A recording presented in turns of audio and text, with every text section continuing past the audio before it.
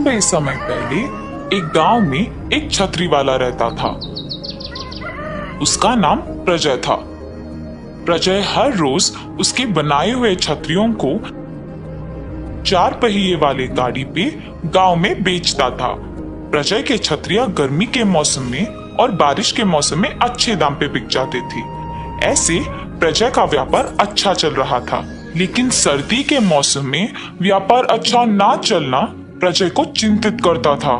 चिंता के कारण वो सोच में पड़ गया जब उसे उसके सामने 2 बच्चे, एक कुत्ता और एक बॉल के साथ खेल रहे थे। तब आहा, उस कुत्ते पे लगे धब्बे और उस बॉल के 12 रंगों के जैसे अगर मैं भी छतरियों को बनाने में इनका इस्तेमाल करूं तो ऐसे अपने विचार के अनुसार अलग तरह के छतरियां बनाना शुरू कर देता है। सबसे पहले छतरी की तैयारी के लिए जरूरी पॉलिस्टर कपड़े को खरीदता है और फिर उस छतरी पे लगाने के लिए रंगों को इकट्ठा करता है।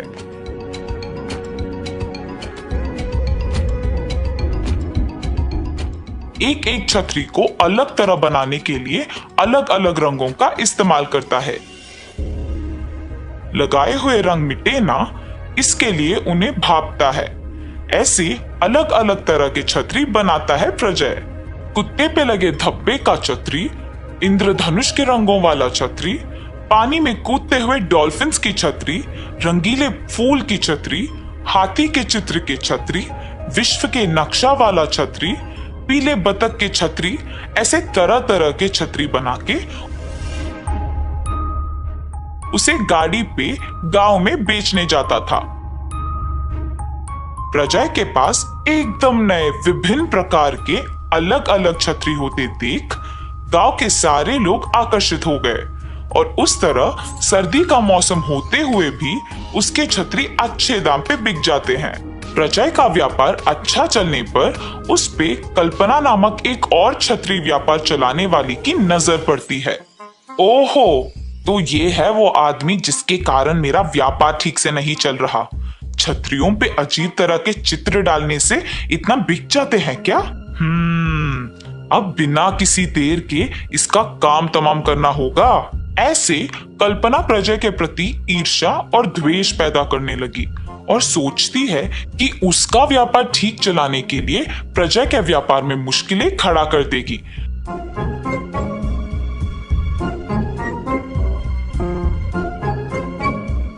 प्रजय की नए प्रकार के छतरियों की तरह वो भी तैयार करने के लिए चीजें तैयार रखती है और काम करना शुरू कर देती है।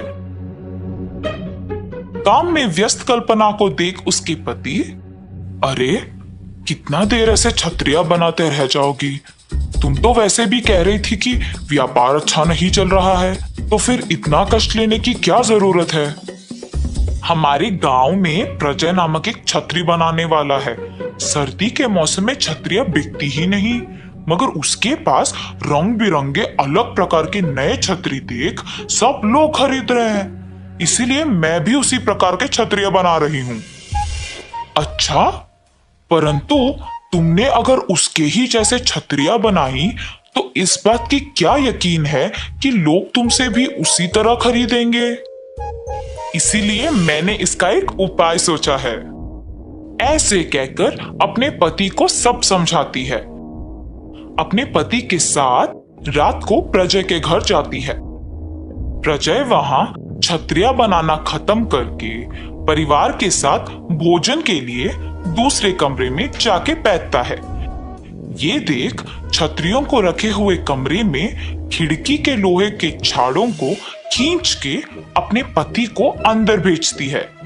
उसके पति अंदर जाके छतरियां सारे एक एक करके बाहर रुकी कल्पना को दे देता है और वहां की सारे छतरियां गायब कर देते हैं।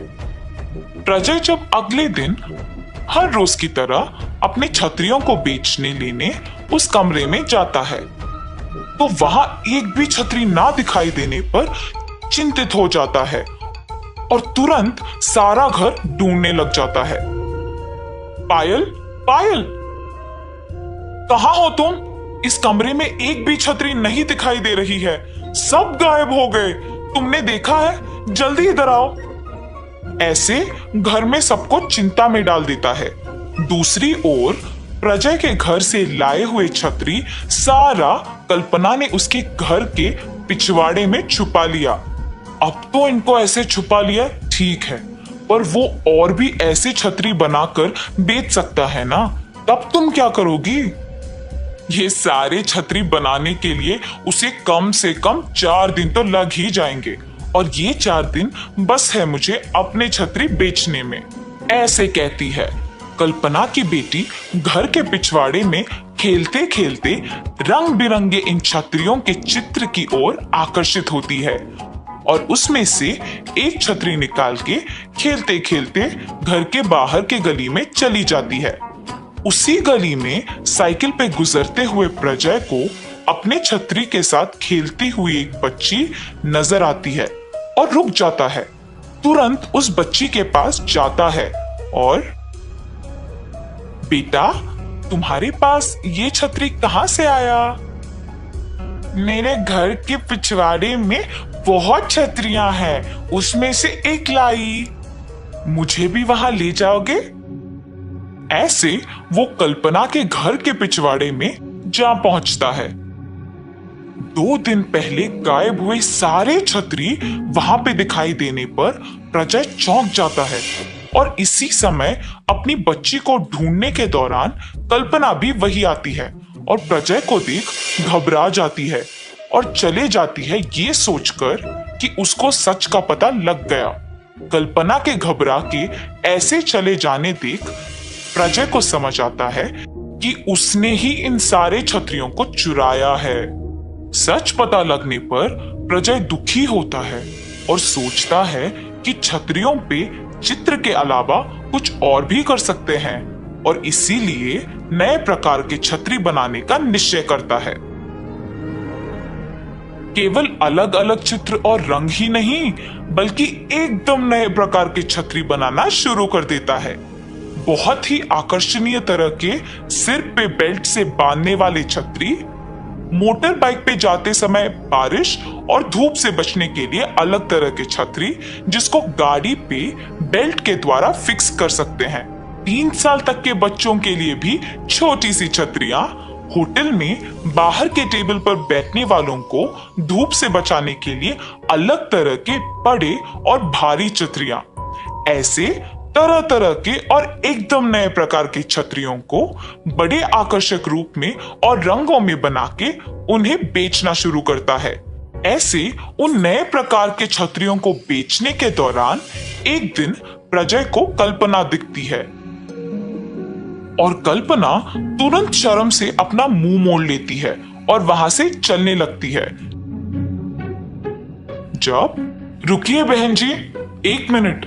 प्रजय के उसको बहना बुलाने पर कल्पना को समझ में आता है कि वो शायद उस पर गुस्सा नहीं है और पीछे मुड़ती है। आप बस एक बात बोल देती कि मेरे व्यापार के वजह से आपका व्यापार ठीक से नहीं चल रहा, मैं समझ जाता और पड़ोसी शहर में जाके भी अपने छतरियां बेचता। अभी भी देर नहीं हुआ है। आपने जैसे सोचा वैसे ही आपके चित्र के छतरियों का व्यापार चलाइए। मैं अपने अलग प्रकार के छतरियां बाकी भी पड़ोसी शहरों में बेचूंगा। तुम्हारे व्यापार को अब मेरे व्यापार से कोई दिक्कत नहीं होगा और तुम खुशी खुशी अपना व्यापार यहाँ चला सकती हो। मैंने गलती कर दी भाई साहब, अगर आपसे पहले ही बात कर लेती तो शायद इसका उपाय तभी मिल जाता, पर मैं अपनी स्वार्थ के कारण खुद शर्मिंदा हो गई, मुझे माफ कर दीजिए। ऐसे कल्पना और प्रजय अपने अपने व्यापार चलाते खुश रहते हैं। तो इस कहानी का नैतिक क्या है बच्चों? शांति से बैठ के सोचने से और बात करने से बड़ी मुश्किल का हल आसानी से मिल जाएगा।